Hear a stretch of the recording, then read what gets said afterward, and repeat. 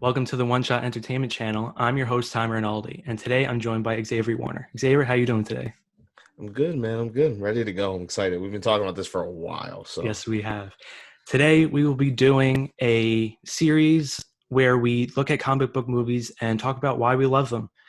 We've been a big fan of comic book movies since they've been coming out. My first comic book movie, I think, was the first Spider-Man, and today we will be talking about Spider-Man Into the Spider-Verse from 2018. It is a movie directed by Chris Lord and Phil Miller. Sony produced it, and it's an amazing movie.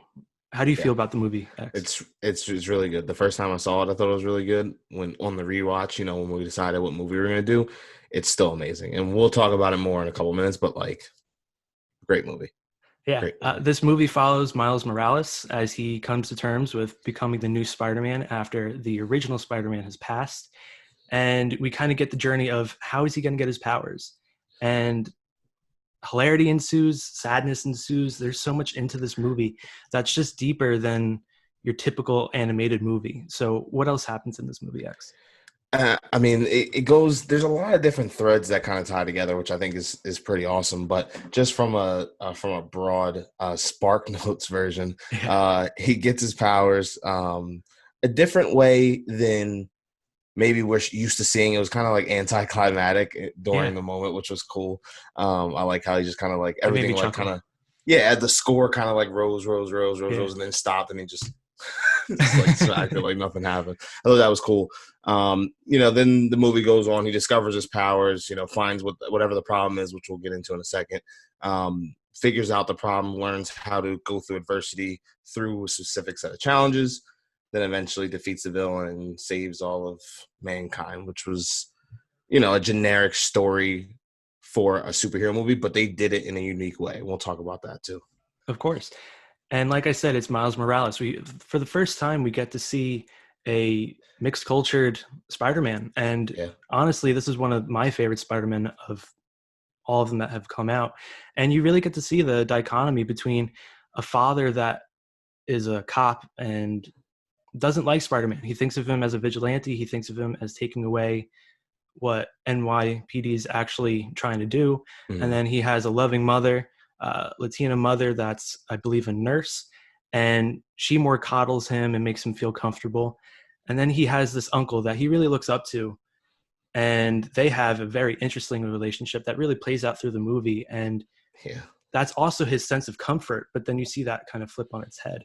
Yeah, I thought it was really unique how they did that, how they made an area that would normally be a safe zone for him or a comfort zone for him turn out to be, at that moment, his worst nightmare, right? I guess when he's Yeah. chasing him down the street, that he's like running away from, like, in our terms, a pit bull chasing you down the street, wanting to bite you in the butt. Like, Yeah. he's scared for his life. So that was really interesting how they told that.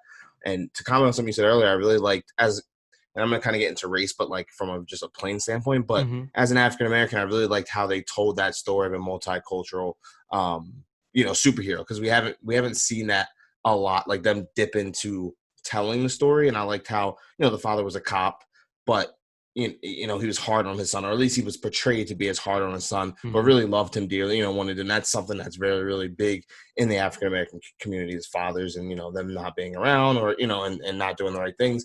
But also they got him out of the school that he was going to and wanted to send him to a better school, which is something I relate to because that's something my mom did for me. But it allows him for more opportunities, and I felt like they did that the right way. They didn't try too hard, or they didn't not like hit on it, because then I feel like if they didn't hit on it, we'd have a different reaction. But I thought that was really, really interesting. Like, I thought it was really cool. I think Miles is great because he's very balanced. Like you're Yeah. saying, he has all this background, but he's not the typical Spider-Man where he's that like young, nerdy teenager that has some quips in him and Hmm. everything. He's got swag. He has Air Force Ones or Jordan Ones as his shoes. He has a spray painted suit. Um, he learns from his uncle Aaron that how to hit on girls and all that stuff. It's something Hey. different that you don't really see. And he's a middle school kid, and Yeah. giving middle school kids this type of power and seeing him go through it as a real kid instead of as a Toby Maguire that's 30 playing 17 and Hmm. all that type of stuff. You get the real sense of this kid doesn't know what he's doing because he doesn't know what life is yet. He hasn't Yeah. experienced life to be able He's to go raw. through this as easy as everybody else wants him to. The whole Great Expectations portion of this movie, it's in the books, it's in the it's always a reminder. And I Yeah. think the Great Expectations portion, that's from his dad, but those Great Expectations is what lifts you up and gets you to that next step to be able to be great. Yeah. I agree. That's really well. Like, there's so many ways you can interpret it, and Hmm. there's not a wrong way because they left it up. Like with the animated portion of it, it allows it to take its own shape. It allows it to be that animated comic book, fun, friendly thing, but also have all those hidden meanings and underlying tones that you can, that a lot of people can relate to, regardless of your race. Regardless of your race or Hmm. gender. So I thought it was, I think it's pretty cool. Speaking of those hidden things, just like Lego Batman, where if you know the lore of Batman or you know the lore of Spider-Man, you get to see those little things, those little Easter eggs that remind you of the old movies and calling back to all those things. Uh, Spider-Man 3, the dancing and all that. Yeah. There's so many good little moments in this movie that are peppered in where it's not building on nostalgia like a lot of new movies, new franchises try to do. Hmm. It's peppering it in, so if you know the lore, it's there for you, but there's still this original story. Yeah, it was like I talked to you about it earlier when we were mentioning, like it was like a huge fan service that first like 10 minutes of the movie Yeah. or whatever, it's 7 minutes of the movie when they're talking about Spider-Man 1, Spider-Man 2, Spider-Man 3. They're showing different things that happen in those movies, but you can show it in an animated way that you can do it whatever way you want. You can make it look super dramatic. Like Hmm. it was cool the way they did it, and it was huge for the people who watched. Spider-Man 1 was might have been some people's first superhero movie. Not might have Yeah, been, it definitely was, but like for it me, it might have been a definitely was. large population of people. And then Spider-Man 2 comes out, and it's arguably one of the best movies, best superhero movies of all time. And you're like, wow. And you see all those little things from that. And then like that character dies. Like, you know what I'm saying? Like, it's kind Yeah, of like it means more because we were little kids watching that growing up and remembering that Spider-Man. And then we see the Spider-Man for what, 12 minutes in the movie he was in, maybe? I don't And think even that. It was like it was very quick where he passes away, and then Miles Morales is stuck as the only Spider-Man in this universe. But little does he know, on the other side, there's other people waiting to help him. yeah. It's like crazy. I love this movie. This movie's really good. Well, I guess this was the second watch, but the eighth watch was just as good as the first watch. So not only is the animation good, I think this cast is almost perfectly casted for each part of it. Hmm. Miles Morales is played by Shamik Moore, who's known from Dope, which is another really good movie. Yeah, And even though he's older, I believe he's around more your age. he was like He 29, I think. plays a middle school kid with such vibrancy and everything like that, and you really feel that sense of wonder, that sense of he's singing to himself in his room. He has posters up in his room of the things he loves. He has uh, Chance the Rapper behind him. He's singing Sunflower. He's really relatable because of the way Shamik Moore plays him. Yeah, Shamik Moore adds that, like, he has that little kid youthfulness Yeah. in his portrayal of Miles, and I think he does it perfect. Like, you could probably put this, at least for me, I could put this up there for best portrayal of like a character. Like, I think he did a really, really good job. Now, obviously, I don't think at the level of like Heath Ledger and like those guys, but like Yeah. it was really It's up there like, with the Tom Holland, who really yeah, understands that childlike nature of what Spider-Man is, and you having have to those little have that. quips and being quick and still lovable because he's still young and still learning. But that's the part that you grab onto, Yeah, you he's know? a baby. He's a baby. Yeah. He's not the Avengers, Spider-Man or Miles Morales. Like, he's a different Hmm. kid. Like, he doesn't know as much. He's trying to understand what's going on, and allowing him to do that with an older person portraying him who knows more about life and things that go on, he can encompass that youthfulness, I think. And I thought it was great. Like, I thought he was great. I don't think we have to talk about him anymore because he was great. He was great. Like, it's like he's really good. Well, there is much more Spider-Man within this movie, starting off with Peter A. Parker, who is played by Chris Pine, and that's the one that we see in the first 10 minutes. He's the perfect Spider-Man, he's Yeah. the nice guy. He's your friendly neighborhood Spider-Man, and then you see him pass, and then you get Peter B. Spider-Man, played by Jake Johnson, Stud. and he's a full mood. Stud. He, he played it to perfection, Yep. where he's lazy, he's heartbroken, He's a little bit of a slob. He's like what Yeah. we think we are when we put on like our shirts, you know. Yeah. We're like, yeah, I'm Spider-Man, I'm Batman, I'm Flash, you know. Uh, Eating a burger like the rest of us. Not having money to pay for the burger. I think he does a really great job trying to tote the line of playing by his own rules because that's what he's used to, and trying to get this group effort. Yeah, agreed. And then we get Spider Gwen, played by Haley Steinfeld, who is an unbelievably talented actor and singer. She's a little bit of a Renaissance woman in her own right. Mhm. She really brings again, a youthfulness to this role, but also she's a badass. You know, Yeah. she's an absolute savage throughout the entire movie. Some of my favorite characters are Spider-Man Noir and Spider-Ham, both played by Nicolas Cage and John Mulaney, respectively. They brought a humor that I did not expect in the slightest from this. It was really interesting. Like it threw me off. Like I didn't know how I felt it at first, but I like it grew on me throughout the movie, and I like enjoyed it thoroughly Yeah. towards the end. And I think the two hearts of this movie, where you get the heartfelt moments, are the dad and Uncle Aaron, who also plays the Prowler. The Yep. dad's played by Brian Tyree Henry, and Uncle Aaron's by Mahershala Ali. And Still. Mahershala has been a stud for the past 10 years. Yep. Hasn't done a bad role, you I know, can't wait and till Blade. Oh my god, it's going to be amazing. it's gonna be so good. And this was just another inkling that he can do whatever he wants and maybe be the best part of it for the little amount of time he's in it. Yeah. In my opinion, the Prowler and the arc that he has in relationship with Miles, it's unmatched, you know. Yeah. And other shout outs to Kingpin, played by Liev Schreiber, and Doc Ock, played by Katherine Hahn. Yeah. Those are the two villains of the movie, and I believe they're really strong. They have strong motivation, and they're imposing figures, you know. I have to ask you a question. Yeah. What do you rank this cast? Like if you could give this cast a grade, because I'm looking at it, I don't really see a bad like a bad person who played the role. Like I think everyone played their role really, really well. Like what Top grade to do you give this? bottom, it's an A plus. It has to be. There's no bad, like at least in the ones that you put, there's no bad Yeah. actors and there's no bad portrayal of that character. You know what I'm saying? Like no, they all did their character justice, more than justice. I think these are the main characters that I just listed off, but then you have an Aunt May that does a really good job. Yeah.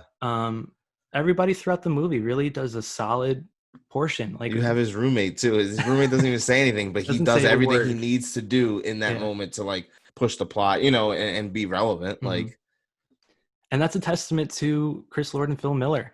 yeah. As a director of animation, you're not really looking towards necessarily the shots. It's more getting the actors to portray the voice in the way you need them to. Mm-hmm. And it's really on the animators to make sure the shots are coming out the way they are.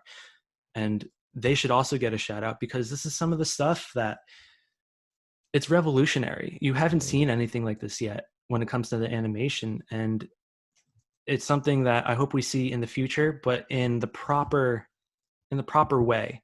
Yeah. You can't take advantage of this comic book style where every frame looks like a comic book panel. But they did it to perfection. The way you're turning the corner and you see someone in the front looking in focus, and the back looking a little out of focus, with the right amount of colors and everything like that. Again, the color palette in this is unbelievable. It's unreal. Um, Unreal. But transitioning, let's go into some of your favorite moments from this movie. There's a lot of great moments sprinkled throughout this entire movie. What are some of yours? So it's gonna kind of be like, I guess, me kind of being insensitive, low-key, but one of my favorite moments was the original Peter A. Parker dying. Okay. I felt like they set the tone for the movie as this is a Miles Morales movie. Like, we don't want the original Peter Parker that you guys have come to know. That's why they showed us all that fan service stuff. He's gone. We have a new guy that's going to be taking his role in this universe. We have a new center focus. Get that out of your head. Get Peter Parker. Like, I felt like whether they do a sequel, whether they do 3 movies, whether they do 4, whether they do spin-offs, whatever they do, I think they set the precedent as we're not focused on what Sony did in the past. We're trying to focus on a new type of comic book archetype. And I thought that was really, I think it was a big swing. Like, you're taking a huge For risk, sure. but a lot of people enjoyed that type of movie, like that animated comic booky feel. Like, Yeah, it's kind of like a 3D feel without 3D. Like, it's for kind of sure. that vibe. And a lot of people enjoyed it. Like, that was a big moment for me just because of the impact I think it's going to have on the universe in the future, if that makes sense. Oh, for sure. It totally does. And I think that going into, we all know Peter Parker's story, and they Yeah. did a good job of treating us like an audience that knows what we're talking about. They gave you a little taste, they give you a little Uncle Ben, they give you a little bit of his backstory, but they don't lean on it like every other Spider-Man movie Yes. has. Mm-hmm. And I think that's what's really important about this. And I think the Marvel Spider-Man, the MCU Spider-Man, has done a similar job of that. Mm-hmm. Good job of not leaning on the fact that we know with great power comes great responsibility. You Yeah. know, we don't have to see that again. But now seeing that in a new light with Miles getting his uncle to be the villain within this movie, that's one of my favorite scenes, is the actual reveal of the Prowler. You get that amazing undertone score of the Prowler with the blaring siren sounding, Mm-hmm. Oh, and that score gave me it's, chills, bro. yeah, every It time, gave me every chills. single time. But that whole, I would say, about 10-minute buildup of understanding who the Prowler is, and then seeing Miles trying to deal with, oh my God, that's my uncle, I have to fight him now. And then that death scene is also very pivotal because that gives you your origin story, but it also gives you a sense into Kingpin doesn't care. He's going for Yo, his goal, and if you're in the way of that goal, you're done. that You're makes him out. scary. That makes him scary, dude, for future movies. For Because sure. he can always come back. He could be that Loki of the Spider-Man into the Spider-Verse universe. So just like being a pest to Miles Morales, but Yeah. like not caring who he hurts on the way. So like killing other villains. But like you could do it, you could spin it, and you can kill other villains with Kingpin in order to make room for villains that a lot of people haven't seen yet on the big screen. You know what I'm saying? It allows you to do more things too. I'm thinking of it too deep, but like I think that would be I mean, we awesome. got to see Tombstone, I believe, is the name Yeah. of the other villain. So Yeah. you get something new, and they could definitely do that in the future. But going into Kingpin, I really enjoyed that scene where he's starting clicking the pen, and Mm-hmm. it's rhythmic, and it's reminding him of what the ultimate goal and the reason this entire movie really happens is he lost his family because they saw what a monster he really is. Mm-hmm. He's a mobster, and he's willing to do whatever it takes to make himself as powerful as possible. Because of that, he loses his family. And the plot of the story is he creates this reactor to try to get them back from a different universe so that he could feel whole again. But that's what brings out all these other spider people. But it really reminded me of the Daredevil Kingpin, of when he's staring at that painting on the wall, and Mm-hmm. it's what makes him feel calm. It's what makes him feel comfortable with everything, knowing that his family's on the other side of that. Yeah. And I think that was a really, really powerful scene from this. Yeah, I like that scene as well. Like it's a, I feel like it's probably an underrated scene, but it's one that probably will stick out in a lot of people's mind when they're thinking about the movie, just because of like if you know the lore, the impact of everything that is the Kingpin character and Mm-hmm. is Spider-Man lore as a whole. So like their relationship as a whole, I think it was like I like that choice. I like that choice. My second choice, was the scene when the dad was talking to him outside of his door. Like he didn't know if his kid was, he didn't even know if he Yes. was there. That was really emotional for me, for, and for you probably too, for the same reasons. We won't get into that, but probably for that as well. Just having that, like that figure that loves you unconditionally, him understanding like, all right, my dad's annoying. Like my dad makes me say I love you in the middle of like school and embarrass me. But That's like, such a good scene too. it's hilarious. But like he cares, like he Yeah. truly believes in me as a son. He truly believes, like, but he wants to push me and he wants to get me to do it. But if I need someone, he's there. Like, don't think because I'm hard on you. Don't think because I don't, like that was insane, and coupling that with the reveal, with Miles understanding that his dad, is trying to tell him that his uncle's dead, and knowing how much of a big part of his life his uncle was, like all that stuff coupled together was very emotional. Like it really was. And I think coming from a comic book, like animated, like 3D movie, like I think that you don't expect that. You know, you don't expect to have those type of feelings in those movies. So I thought that was really well done. It was really well done. And one of the shots that really stays with me, especially from that scene, is when the dad's done talking and you get that wide shot of, it's almost a split screen, and Miles is all tied up and his head's against the door because he wants to say something, but he can't because the webbing's over his mouth. And he's at a really low point for himself too. He just lost his uncle. No one has trust in him to be the hero he knows he could be. Yeah. And then on the other side is a dad that just lost his brother, and he's trying to reach out to a son that he feels is drifting away, and he doesn't want to see him drift away in the wrong way like his brother did, and he wants to make sure that he knows he's loved. And I think it's a immensely strong scene. And it really sets the tone for what's about to come next, which is that big action scene where he's ready. That's the motivator for him to take that leap of faith and jump off the building and be comfortable with who he is and become who he is. We've seen that scene. Like, okay, let's kind of segue. Do you like, what's your favorite of those type of scenes in comic book movies? Just give me like one or two. Like, of that heartfelt scene? Yeah, like, or that scene. No, the scene of them like finishing their suit or like finally powering up for like the last fight. You know, like the scene that kind of is right before the ultimate like big boss fight. That's a great question. This scene is definitely one of those where it's unbelievable. Off the top of my head, I think Batman Begins has a really good one because he's finally coming into his own. It's a similar story. Obviously, every superhero has their origin story, but this felt really grounded and realistic, even though in the very beginning he's with ninjas and all this other stuff, but like in the League of Shadows, all that. Yeah. But you get to see him kind of tailor it to each thing that's happening to him with each battle that he's presented. He slowly makes adjustments to his suit, and he slowly makes adjustments to how he's fighting different people. Yep. And you get this near unstoppable force with Ra's al Ghul, and he still finds a way to be Batman, outsmart him, and do what he has to do.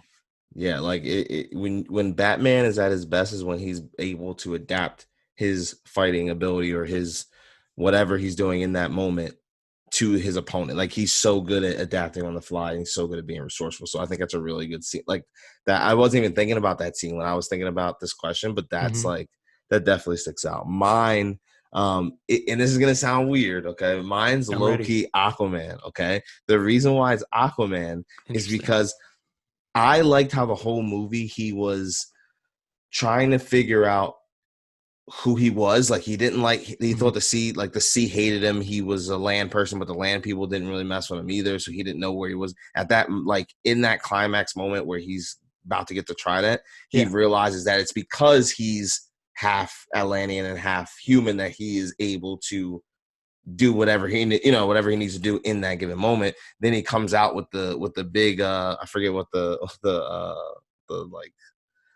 Kraken was. The Kraken, I believe so. The Kraken, and he comes out with the trident.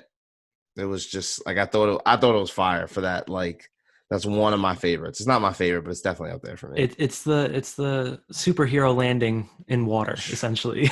Yeah, it was fire. It's one of those good moments because the DCEU doesn't have a lot to hark on, really. So that was definitely one of the moments that you could definitely see a tilt of. One, it's a lighthearted moment, but it has some of its deeper ties, like you were saying, of being half this, half that, but making it come together to be one. So that's a really good moment and a really great question. I'm chock full of great questions, Sam. Chock full of them. Love to hear it. Out of all the Spider people that we have within this movie, who do you think is the best of the group? I think this is kind of like, well, okay. Let's ask you. I'm gonna ask you to preface this question. What do you mean best in the group? Like, more your favorite of the group. Okay, so not necessarily the most powerful one or like nothing like that. Just like who I like the most. Yeah, who you relate to the most, who you enjoyed watching the most. So like Jake Johnson's character, like Peter B. Parker, is really, really good. Like, I like that character a lot.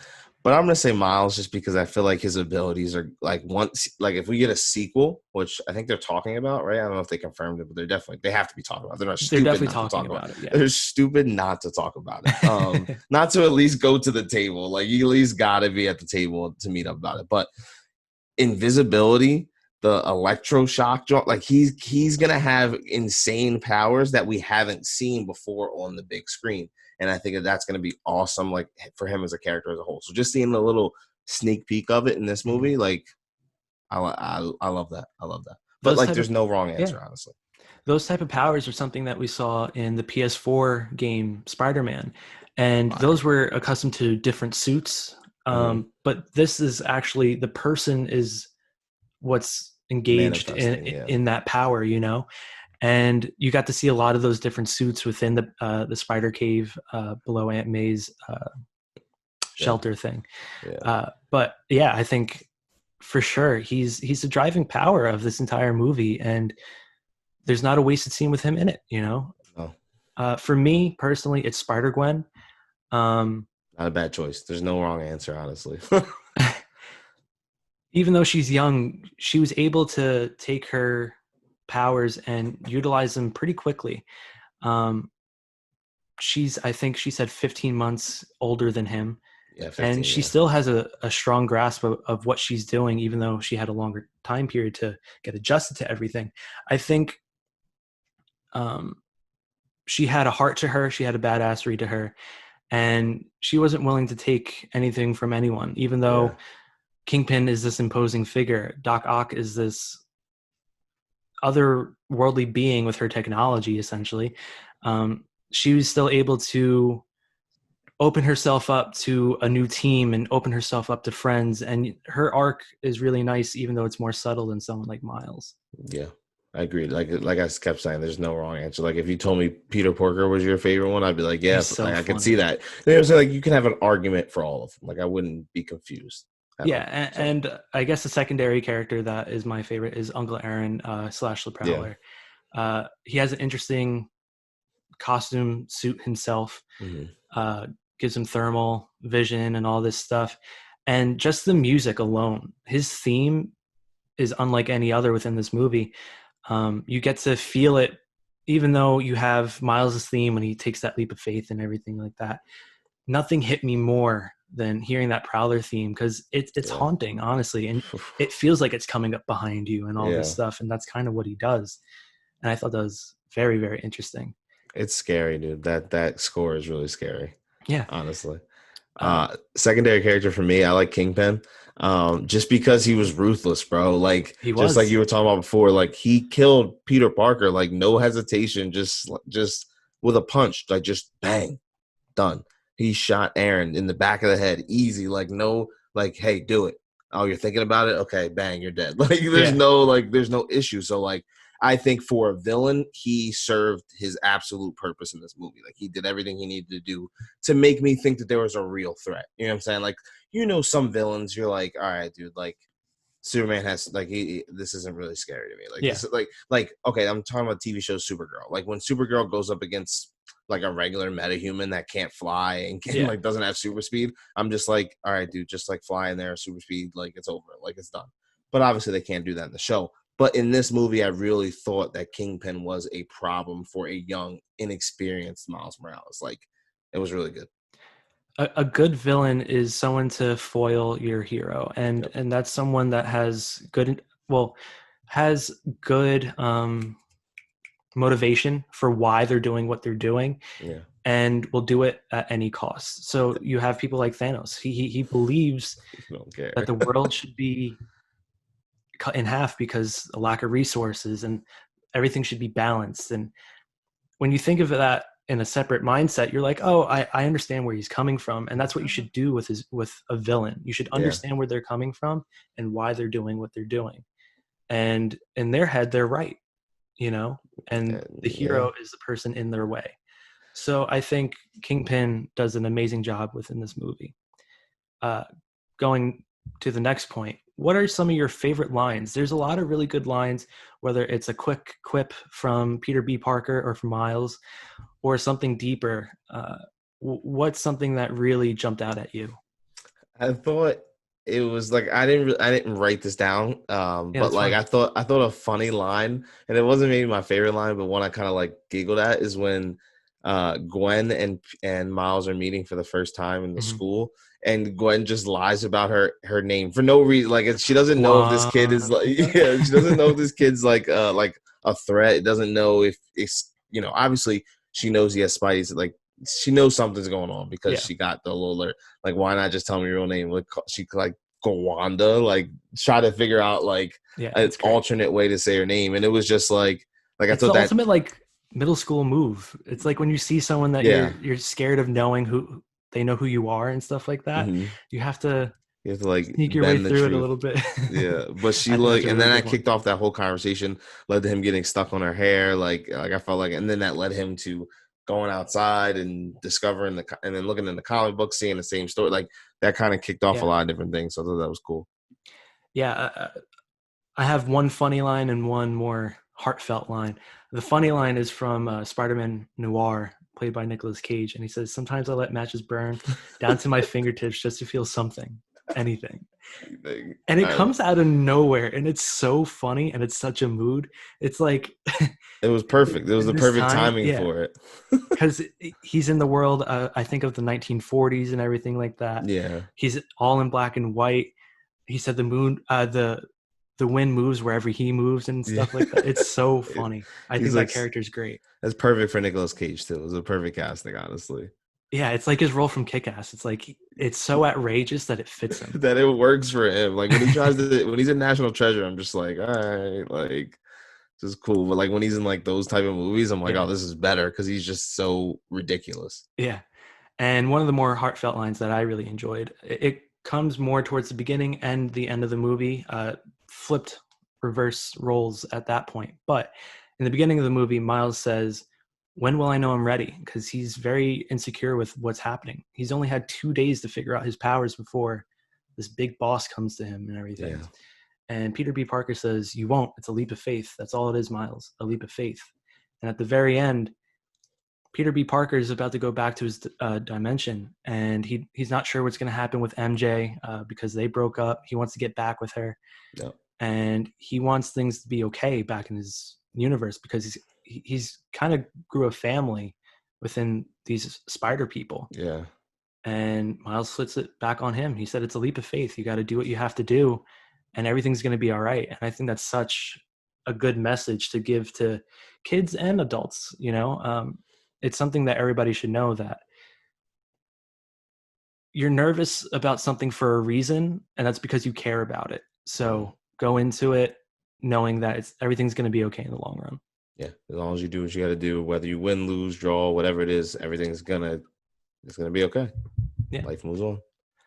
Like we said earlier in the show, the music in this movie is second to none, both the score and the soundtrack. The score was done by Daniel Pemberton, and all the themes for each superhero is a little bit different, and Mhm.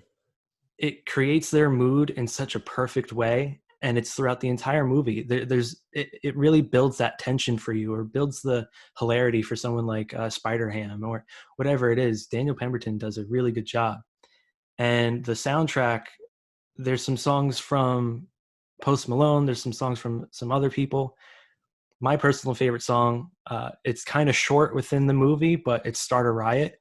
Yeah. It comes near the end of the movie where Miles finally is starting to learn his powers, but isn't really where he needs to be yet. And this song just goes hard, honestly. It's so Yeah. good. Song is fire. Uh, My favorite is the Post Malone song. Easy. It just the was way so, he sings it it throughout the was movie and perfect. everything like that, It was perfect. it's that summer feel good song, and it makes sense for him to be listening to it. But it was perfect for that when a movie was released too. Like it was Yeah. perfect timing for that movie release. But the Starter Riot song, it was short, but like it was really impactful to the movie. Like I thought it was awesome. Like I thought it was amazing. Yeah. And it was at a time where I think Miles needed a pick me up. Yeah, yeah. So that song, I mean, it makes me ready to run through walls and work out and all this stuff. And I think it was a fitting spot for him too. Um, where do you think this ranks among the Spider-Man movies? I know this is a tough question because you said earlier Spider-Man 2 is one of the best of the franchise. Yeah, one of the These best movies newer ever done. MCU movies, I think, are really solid. Um, some of it's based on nostalgia, some of it's based on what's new and fresh. Where do you think? Because this is 2 years after the fact this Yeah, movie's come out, so we have time to think about it now. What do you think it is? I think it's top three. Okay. I don't. Spider-Man 2 is still my favorite Spider-Man movie, but you could argue that this could be 2 or 3 Okay. in my mind personally. I don't know what the third one. I don't know what the second or third would be other than this, but I think has a solid place. It's definitely in the top half. No one can say this movie's in the Yeah. bottom half of Spider-Man movies. It's definitely in the top half. Just where you put it depends on what your interest is, I think, and what you like. Basically, like if you like the original Spider-Man, like the one that they, Spider-Man, the first trilogy, then you might not like this as much because it's not that character, but Mhm. it's definitely one of the better ones. For sure. I honestly agree with you. I think top three is a good placement for it.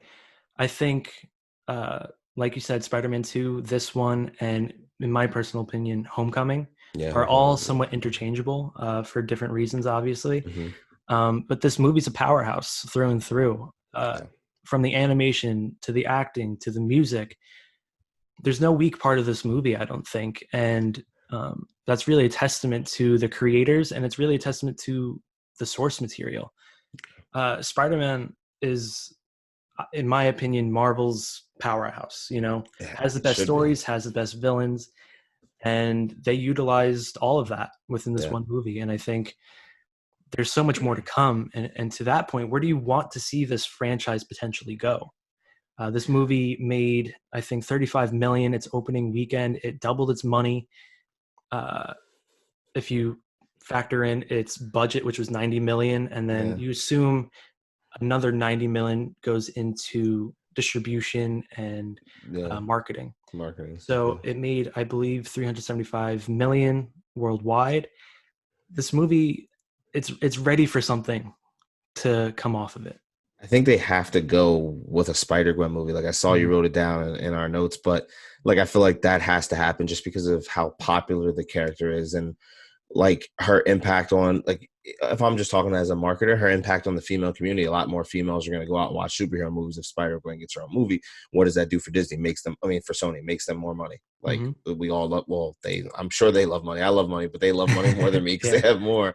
But so like that's a cash grab waiting to happen. And you could do a really good storyline, maybe set in the past of her and her relationship with her best friend Peter Parker. Now you get the sentiment of why she was so hurt by that in this movie, and then you go on a sequel, whatever. But you can do the next Spider-Man into the Spider-Verse movie as well. You can do a sequel with that and have her in that Mhm. as like kind of like a relation, a little relationship between her and Miles. But they don't have to be boyfriend girlfriend. They can just fight crime together. They can help each other on different things that come up, and they're always just kind of building that relationship. So then you can push this movie 3, 4, 5 down the line Yeah. because you can do it. It's animated. You can do whatever you want. Like you don't need actors to portray themselves. It doesn't, like you can have them just record the like, especially if this pandemic is going to go on, you can still do it Yeah. at the mercy of, especially being animated. So I think Mhm.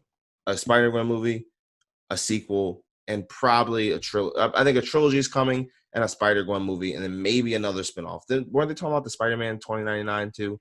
Yeah, they had Oscar Isaac playing him in the post-credit scene, and going off what you were saying about Spider-Gwen, they had great chemistry, whether it's friends or as an actual relationship. Yeah, whatever you want. And at the very end of the movie, it's Miles in his bed, and she finds a way to talk to him through universes and everything like that. And I think that's a really interesting concept that they could play Yeah. off of. And what you're saying about her dimensions, Peter, if you look close enough, it looks like he's scaly. And right before he dies, he looks like he's I'm thinking Killer Croc, but that's DC. What's Oh, he was in the trash yeah. Amazing Spider-Man 2, and I can't think of it right He now. chopped off his arm. Lizard, the lizard guy. What's his name? Lizard. Fans, help us out. Put the name in the Lizard. comments below. I'm gonna figure Um, this out now. It's bothering me. Lizard. I'm not even gonna search it. I'm just gonna try to get it. but Curtis Connors. Curtis Connors. What was he though? What was his? Um, I'm not sure, to be honest with you. But if you look close enough at that scene where they're going through her origin and everything like that, you get to see that he's a little scaly, and the shadows on the wall shows that he's some type of crocodile lizard type thing. And I can't think of the name. I'm looking it up right Okay, now. thank you. I have to.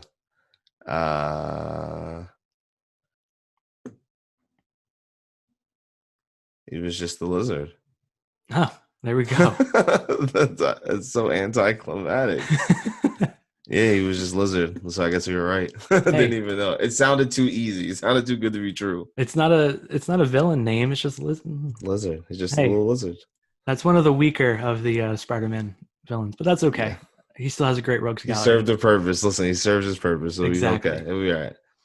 But like you were saying, I think all of those options are really good to what they could do in the future. They're definitely going to make money off of this. I think it winning an Oscar, they could do that again in a heartbeat if they had the same team producing the next one, writing the next one, animating the next one. And this could be a powerhouse for years to come. And I really hope it is, because like you're saying, it could be something for different cultures. You have the women's culture where we got Wonder Woman and all these movies coming out now. I think this is really the time to do it.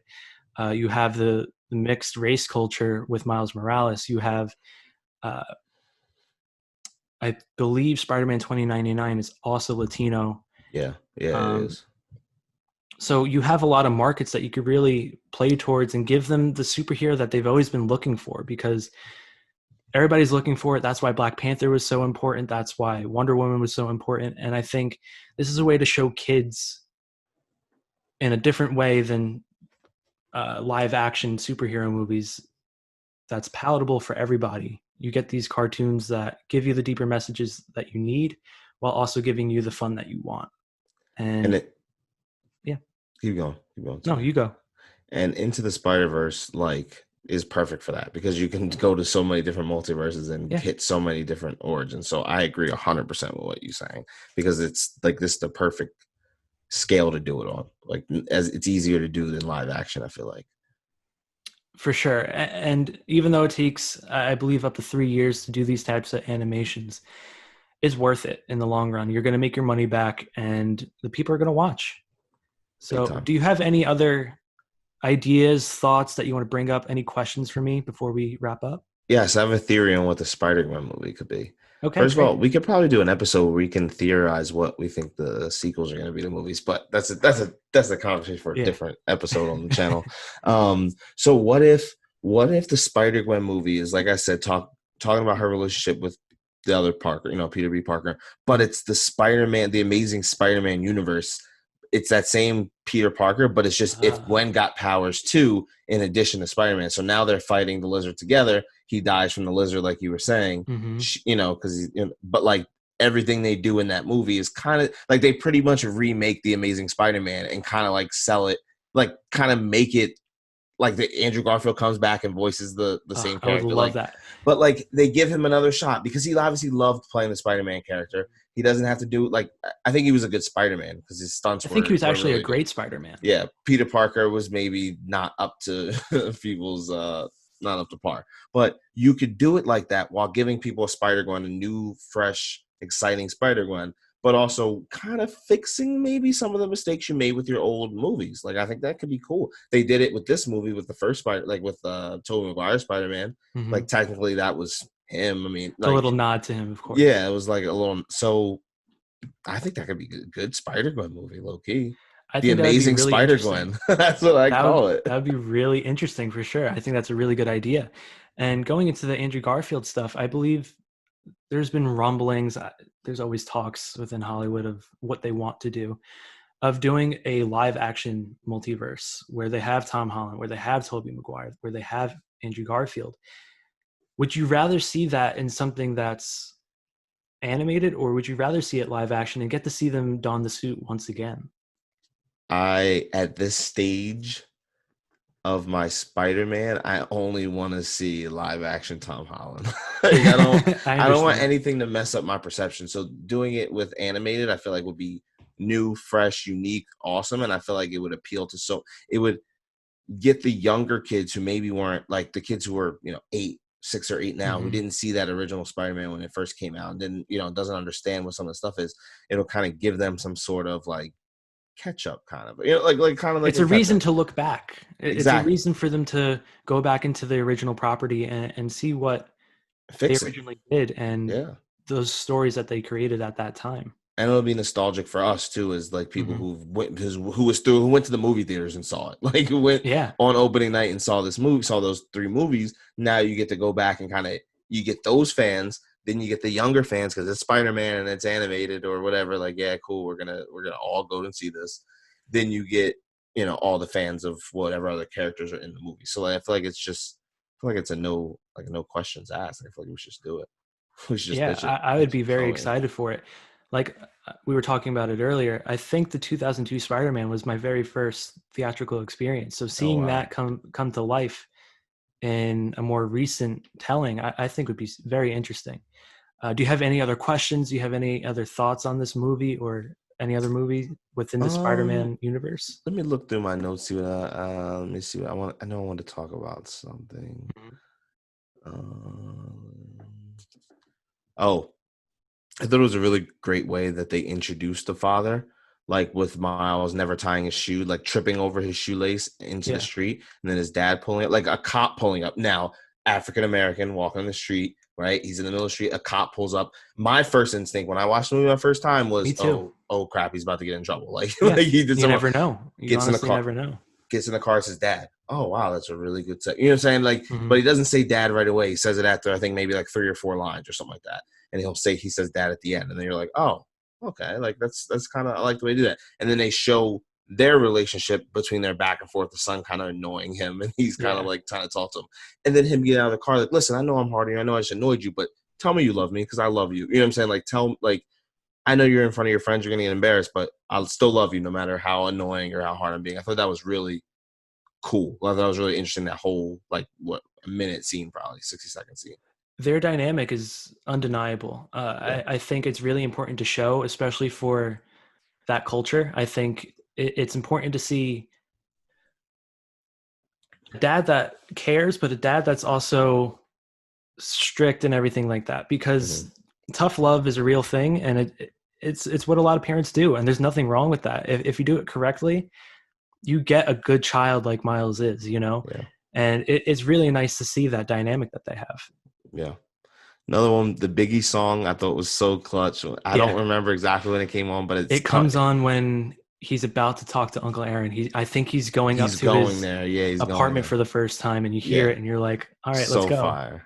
So Because fire. they're in the middle of Brooklyn. That's Biggie's territory and That's everything like it. that. It Yeah. makes sense for where they are for him to be listening to that. Like that's why It's we nice the small details that they put into this movie of thinking about where they are, who they are, and really putting weight on that and trusting the yeah. characters, trusting the actors, trusting the production team to do it properly.